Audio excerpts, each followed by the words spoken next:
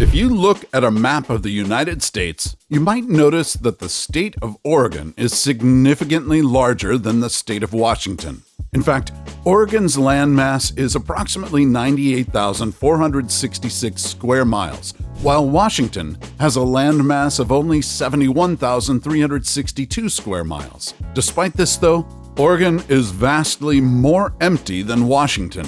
What do I mean by this? Well, Oregon has a population of 4.2 million and a population density of 44 people per square mile as of 2020.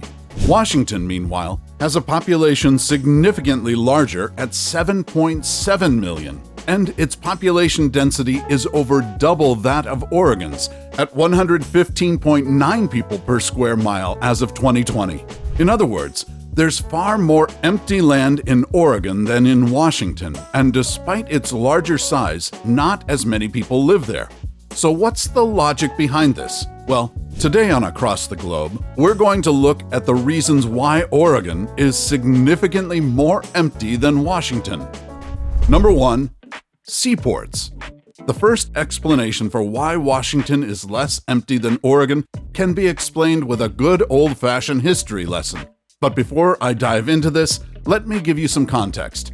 Throughout history, seaports typically attract a large number of people relative to other areas. That's because seaports typically become large industrial hubs, centers of trade and commerce, act as a source of transportation, and are important for military purposes. As you may be able to guess, Washington follows this pattern. Specifically, Seattle became a major seaport all the way back in 1911 after its origins as a little frontier settlement.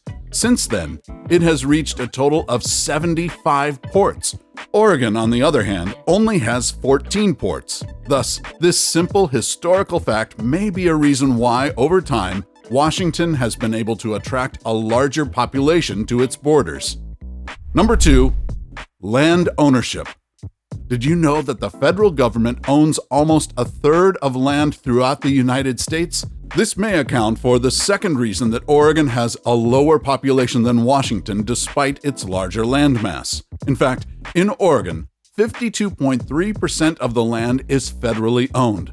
In Washington, on the other hand, the federal government only owns about 28.6% of its 71,362 square miles.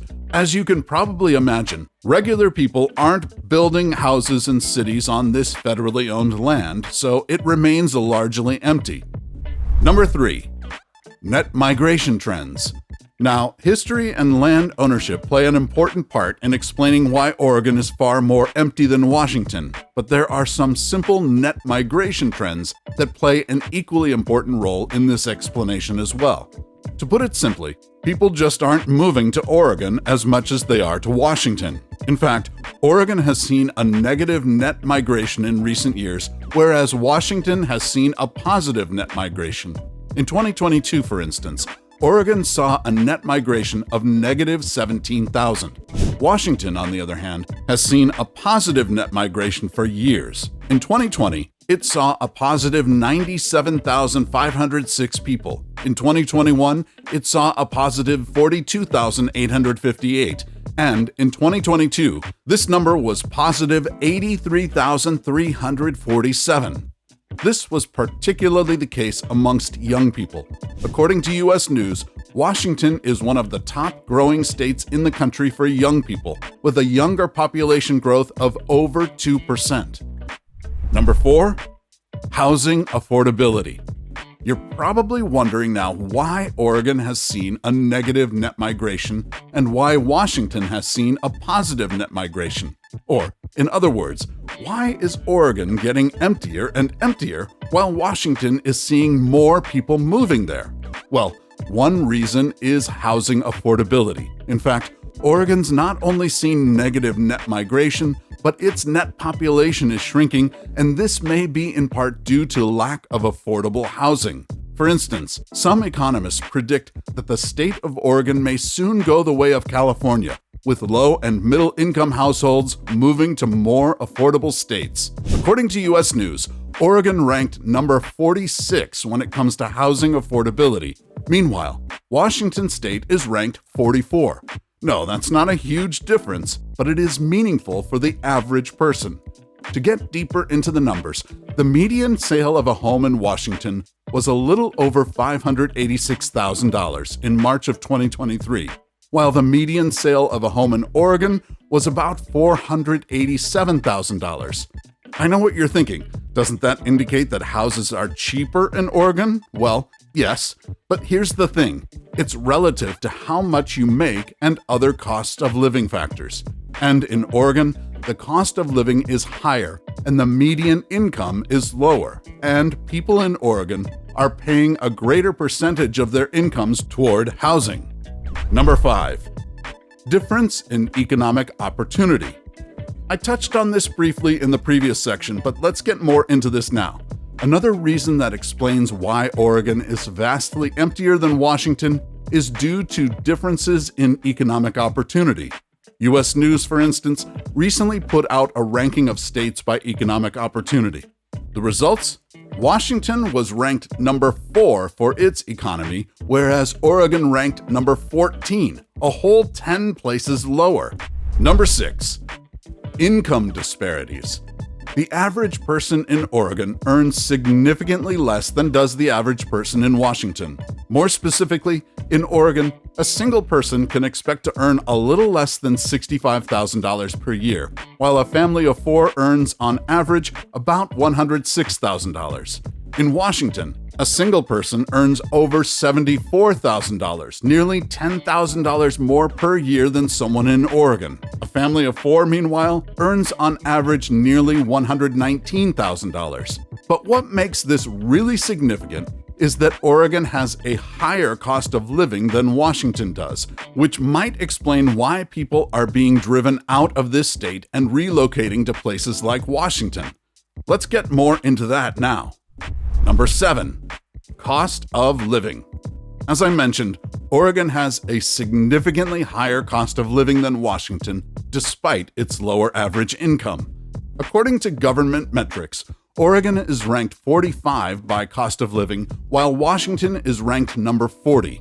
While groceries and miscellaneous expenses cost more or less the same between the two states, other categories differ significantly. For example, in terms of utilities, Oregon is ranked 106.7 versus Washington's 88.4. And when it comes to transportation, Oregon has a score of 132.4, while Washington has a score of 114.1.